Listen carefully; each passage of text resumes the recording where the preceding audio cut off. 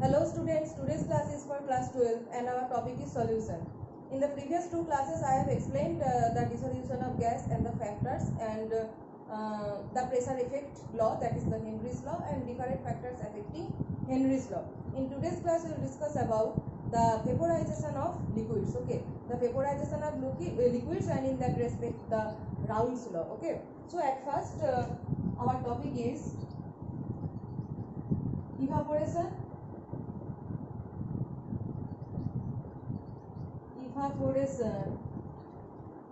of a liquid and in that respect the vapor pressure.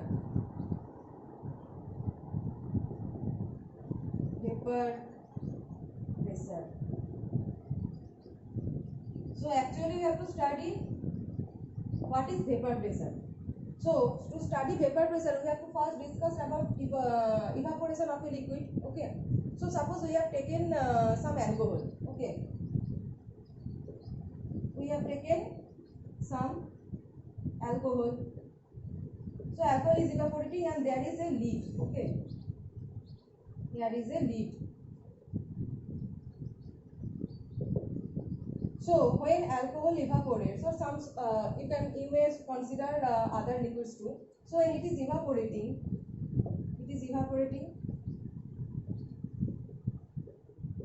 and when facing this when touching this lid, this is full lid. Okay, cold. Then again it is converting to the, when touching this lid it is converting to the alcohol again. So alcohol is going to the vapor state and when touching this lid it is converting to again to the alcohol state, that is the liquid state. So the conversion of vapor to the liquid state is known as condensation. So this is due to condensation.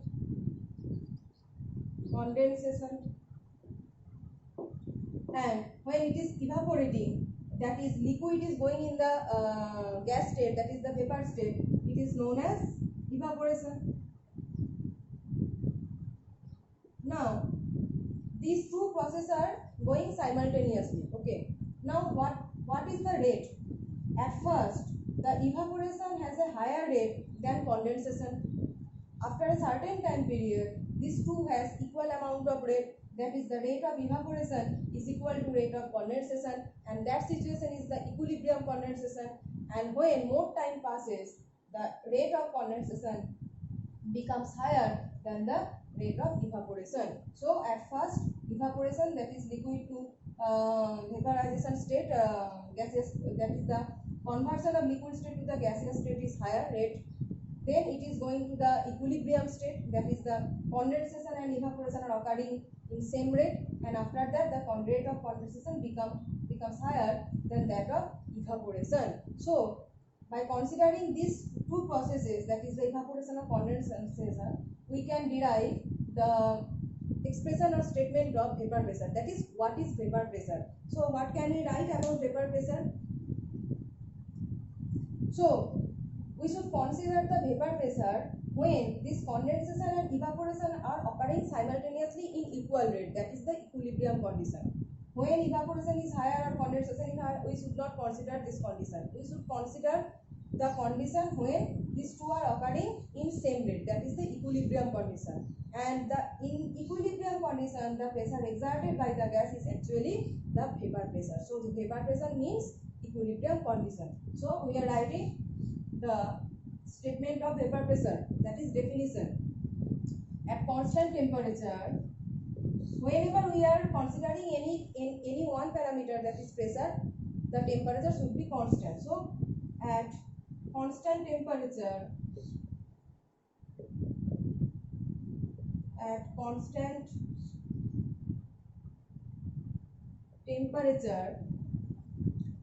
the pressure exerted by the vapor in equilibrium, the pressure exerted by the vapor in equilibrium with its liquid, in equilibrium pressure exerted by the vapor in equilibrium with its liquid is called the equilibrium with its liquid is called the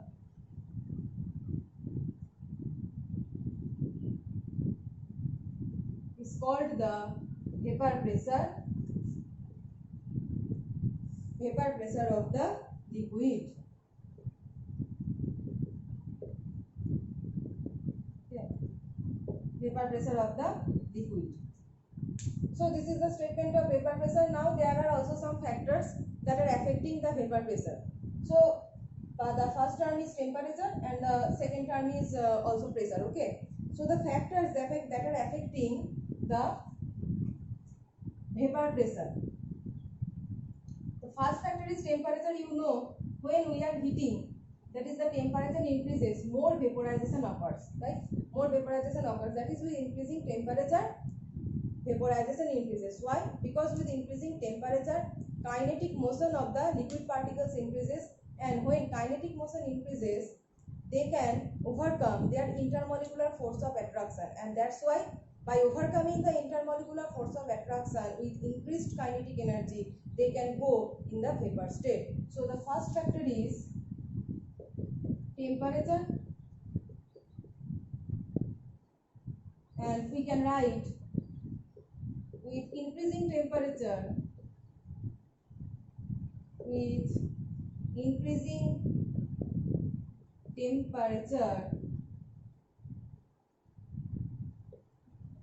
the kinetic energy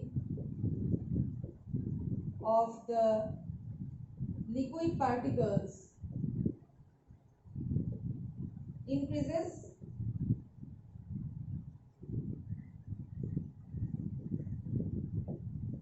so they can overcome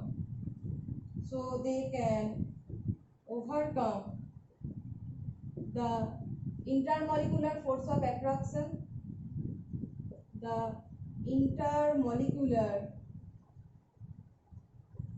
attraction,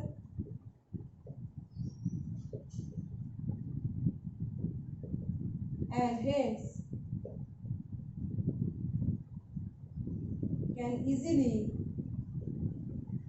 go in the vapor state. Okay, and hence can easily go in the vapor state. That's why with increasing temperature, vaporization increases or vapor pressure increases. Okay, so this is the first factor, and the second factor is nature of the liquid. That is, you know that alcohol vaporizes faster than water.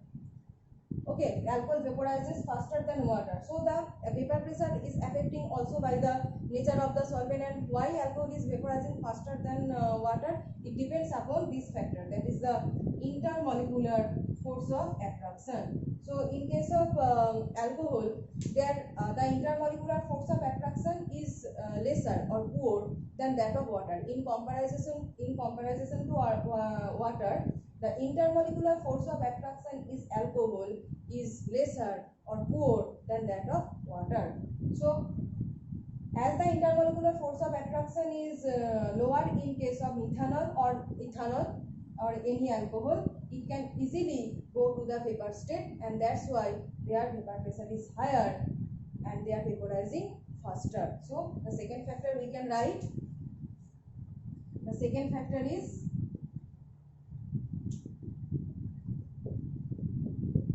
nature of the second factor is nature of the solvent. So the solvents having poor intermolecular force of attraction or lower intermolecular force of attraction will go to the vapor state faster, like alcohols, methanol, ethanol, etc. Okay, in the next case we'll study about solutions. Okay, up to this point we are studying about the pure solvents. Okay, methanol, ethanol, water, pure solvents. Now when we are adding any solutes like sugar, salt, etc., it is becoming solution. So what happens when we are adding what happens when we are adding some solutes, some non-volatile solutes to a pure solvent, and it is becoming a solution. So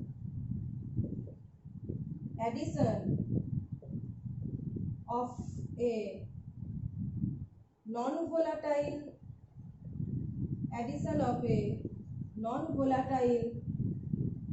solute to a pure solvent. So when we are adding a non-volatile solute to a pure solvent, what happens in the vapor pressure? It is also a factor that is affecting the vapor pressure.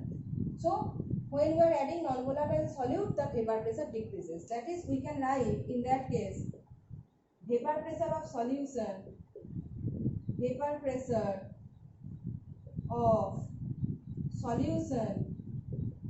less than vapor pressure of pure solvent. So we have taken some amount of water. Okay, water has some kind of vapor pressure, and we are adding some salt in it. Then the vapor pressure of that salt solution will be lower than that of pure water. Now why? When we are adding any non-volatile solute to a solvent, that means the entropy in that solution phase increases. The entropy for solution is higher than that for pure solvent. So molecules, any substance always try to possess more entropy. When they are finding more entropy in the solution phase, they does not want to go into in the vapor state. Liquids, when we are making solutions, liquids are finding more entropy in the solution phase than in the vapor phase. Okay, so their tendency to go in the vapor phase decreases as the entropy in the solution phase, that is the liquid phase, increases. We are adding some non-volatile solute, so the entropy in the liquid state somewhat increases, and substances always try to possess greater entropy. So the tendency to go in the vapor state somewhat decreases by the increased entropy in the solution phase. So we can write entropy of solution greater than, or greater than, it should not be correct. We can write entropy of solution increases. Entropy of solution increases with the addition of non-volatile solute. Okay, so entropy of solution increases with the addition of non-volatile solute. So the tendency of,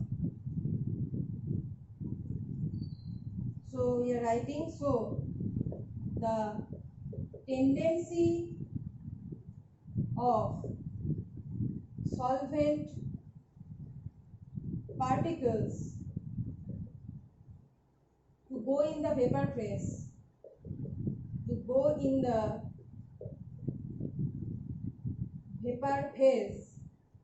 somewhat decreases,